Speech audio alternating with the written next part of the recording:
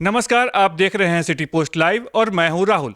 BPSC 70वीं PT परीक्षा को फिर से कराने को लेकर के एक दायर याचिका पर हाई कोर्ट में सुनवाई हुई है। क्या कुछ हुआ हाई कोर्ट में, उस पर बात करने के लिए हमारे साथ मौजूद हैं वरिष्ठ पत्रकार दीपक शर्मा। देखिए, आज हाई कोर्ट में सुनवाई हुई और सबसे पहले तो यह बड़ी जीत है कि सुनवाई हुई, क्योंकि जैसा आप जानते हैं राहुल जी, लगातार यह हो रहा था कि तारीख पर तारीख आ रही थी और सुनवाई नहीं हो पा रही थी। लेकिन फाइनली आज सुनवाई हुई और याचिकाकर्ता के वकील ने जमकर धो दिया बिहार लोक सेवा आयोग को। बिहार लोक सेवा आयोग की ओर से जो दावे किए गए उस पर याचिकाकर्ता के वकील ने कहा कि देखिए, यह जो है सिर्फ बिहार लोक सेवा आयोग की कोशिश है कि मामले को टाला जाए, सुनवाई को टाला जाए, सुनवाई न हो पाए, क्योंकि एक तरफ बिहार लोक सेवा आयोग की ओर से अदालत में जो सुनवाई चल रही है उसको टालने की कोशिश हो रही है, और दूसरी तरफ मुख्य परीक्षा की तिथि घोषित कर दी गई, पीटी का रिजल्ट घोषित कर दिया गया, और अब जो है ऐसी कोशिश की जा रही है बिहार लोक सेवा आयोग की ओर से कि सुनवाई टलती रहे। और इसी कोशिश के तहत यह सारा जो तिकड़म है वो अपना हथकंडे जो हैं वो अपनाए जा रहे हैं बिहार लोक सेवा आयोग की ओर से। जो याचिकाकर्ता के वकील हैं राहुल जी, उन्होंने कई महत्वपूर्ण मुद्दे उठाए। सिटी पोस्ट लाइव के साथ बातचीत हुई उनकी, हम लोगों ने बातचीत की उनके साथ, और उन्होंने कहा कि देखिए, जो काउंटर एफिडेविट दायर किया है, जो काउंटर एफिडेविट दिया गया है बिहार लोक सेवा आयोग की ओर से, उसमें कई गड़बड़ियां हैं। उन्होंने, याचिकाकर्ता पप्पू कुमार के वकील ने यह कहा है कि अब अगली सुनवाई इस मामले की होगी 4 मार्च को। लेकिन आज जो हुआ हाई कोर्ट में, इसे भी बिहार लोक सेवा आयोग के अभ्यर्थी जो बीपीएससी 70वीं पीटी परीक्षा को फिर से कराने की मांग को लेकर आंदोलन कर रहे हैं, उनके लिए एक जीत तो मानी ही जा सकती है। क्यों? क्योंकि सुनवाई तो हुई कम से कम, और सुनवाई जो हुई उसमें देखिए, जब हमारी बात हुई याचिकाकर्ता के वकील जो हैं उनसे, तो उन्होंने क्या कहा? उन्होंने कहा कि देखिए, क्या कह रहा है बिहार लोक सेवा आयोग?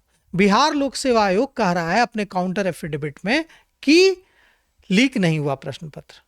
कंट्राडिक्टरी बात कर रहा है, वो कह रहा है कि लीक नहीं हुआ प्रश्न पत्र, और दूसरी तरफ यह स्वीकार कर रहा है कि हाँ, 1 बजे ही प्रश्न पत्र बाहर चले गए।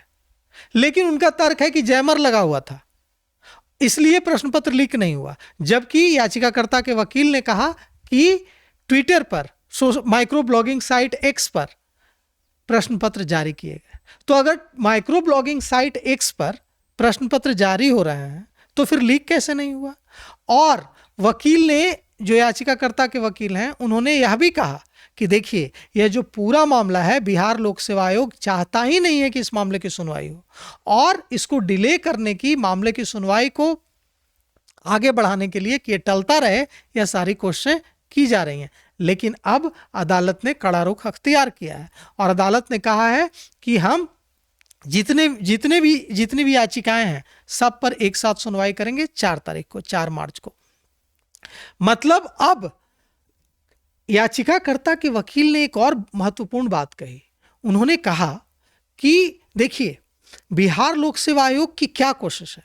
बिहार लोक सेवा आयोग ने जानबूझकर काउंटर एफिडेविट जो है वो देर से दिया ताकि फिर सुनवाई टल जाए। लेकिन जैसा कि हम जानते हैं, वाईवी गिरी हैं, प्रणव कुमार हैं याचिकाकर्ता के वकील। याचिकाकर्ता के वकीलों ने लगातार, जो एस चंदेल की खंडपीठ है, जस्टिस एस चंदेल की खंडपीठ इस पूरे मामले की सुनवाई कर रही है, जस्टिस एस चंदेल की खंडपीठ के समक्ष याचिकाकर्ता के वकील वाईवी गिरी, प्रणव कुमार और दूसरे वकीलों ने, सीनियर वकीलों ने यह मुद्दा उठाया कि 4,80,000 अभ्यर्थियों से जुड़ा हुआ यह मामला है, इसकी सुनवाई होनी चाहिए और छात्रों को न्याय मिलना चाहिए। इसके बाद यह सुनवाई हुई है आज, और क्यों ना हम दिखाएं अपने दर्शकों को कि जो याचिकाकर्ता के वकील हैं उन्होंने क्या कुछ कहा हमारे साथ बातचीत में। बिल्कुल, तो आइए देखते हैं कि याचिकाकर्ता के वकील ने क्या कुछ कहा है। बिहार लोक सेवा आयोग के मामले पर सुनवाई हुआ, तो शॉर्ट में बताइए क्या हुआ, कोर्ट का क्या निर्देश हुआ? देखिए, बिहार लोक सेवा आयोग को पहले से ही डायरेक्शन था काउंटर फाइल करने के लिए। जो हम लोग जो फाइल किए हैं, जो मुद्दा हम लोग रेज किए हैं, उसका जवाब फाइल करने के लिए बीपीएससी को निर्देश हुआ था और टाइम ग्रांट हुआ था फाइल करने के लिए, लेकिन दुर्भाग्यवश बीपीएससी इस चीज़ को लिंगर करना चाह रहा है और इन लोगों का लिंगरिंग एटीट्यूड के चलते आज बीपीएससी द्वारा आज केस की सुनवाई है और आज फाइल किया जा रहा है एक केस में, और अगले केस में जो उसके साथ टैग है सिमिलर केस, उसके लिए कह रहे हैं कि 1 सप्ताह और हमें टाइम दिया जाए, है ना।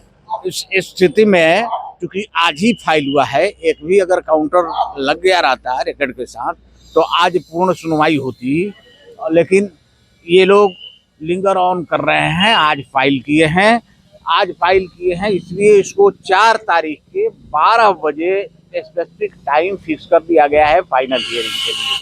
4 तारीख को सुनवाई 4 तारीख को 12 बजे टाइम भी फिक्स कर दिया गया है। और बात है सर कि सभी याचिकाओं को एक साथ सुनवाई होगी।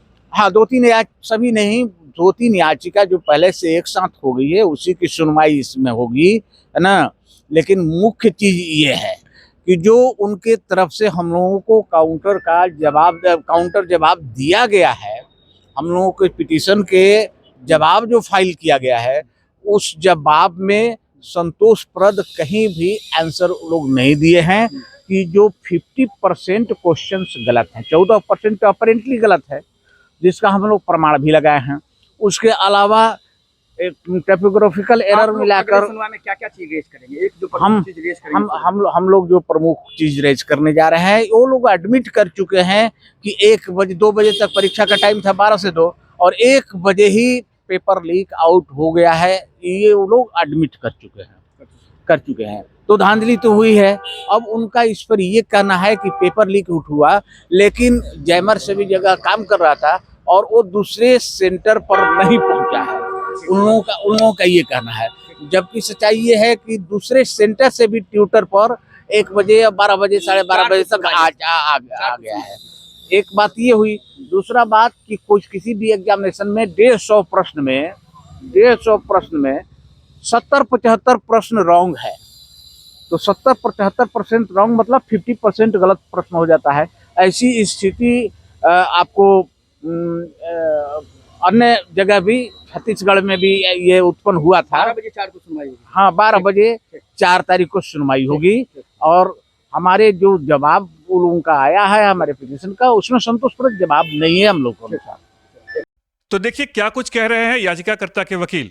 तो देखिए इसमें जैसा कि आपने सुना याचिकाकर्ता के वकील को, पप्पू कुमार याचिकाकर्ता हैं और याचिकाकर्ता के वकील ने एक तरह से धो दिया बिहार लोक सेवा आयोग को, जिसको कहते हैं कि एकदम खड़ा प्रहार किया कि आप कैसे, जब 50% प्रश्न पत्र, वकील साहब कह रहे हैं कि 50% प्रश्न पत्र गलत हैं और आप कह रहे हैं कि कदाचार नहीं हुआ है, आप कह रहे हैं कि गड़बड़ी नहीं हुई है। जब प्रश्न पत्र लीक हो जा रहे हैं, माइक्रो ब्लॉगिंग साइट पर शेयर किए जा रहे हैं और आप कह रहे हैं कि प्रश्न पत्र लीक नहीं हो रहा है, वहां इतनी अफरा तफरी का माहौल है कि बच्चों को प्रश्न पत्र नहीं मिल पा रहा है और आप कह रहे हैं कि कोई गड़बड़ी नहीं हुई है। तो जो मुद्दे उठाए हैं याचिकाकर्ता के वकील ने, अब 4 मार्च को एक बार फिर से इस पर सुनवाई होगी और देखना यह है कि 4 मार्च को जो सुनवाई होती है उसमें याचिकाकर्ता के वकील की ओर से क्या कुछ कहा जाता है और कैसे बिहार लोक सेवा आयोग का पक्ष रख रहा है वकील, उसका बचाव करता है। तो सुना आपने कि क्या कुछ हुआ आज हाईकोर्ट में। अब इंतजार है 4 मार्च का। अब तक के लिए इस खबर में इतना ही। हमारे चैनल को सब्सक्राइब करें, वीडियो को लाइक करें। शुक्रिया।